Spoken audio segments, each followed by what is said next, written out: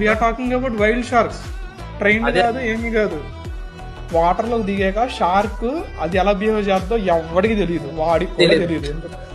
ఒక ఓషన్ లో 4 miles mid ocean లోకి వెళ్ళి అక్కడ వాడు ఒక 1 అవర్ వాటర్ లో దిగి వాడు కొన్ని సౌండ్స్ చేస్తాడనమాట, షార్క్స్ ని అట్రాక్ట్ చేసే సౌండ్స్. షార్క్ వస్తుంది, అది ర్యాండమ్ షార్క్, అది పెట్ట కాదు, అది ట్రైన్డ్ కాదు, వైల్డ్ షార్క్ అనమాట.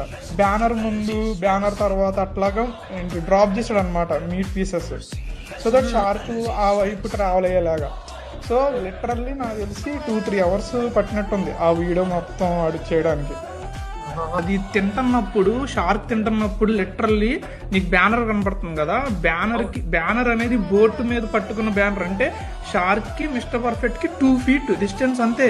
2 feet. ఎందుకు ఇదంతా చేస్తున్నావు?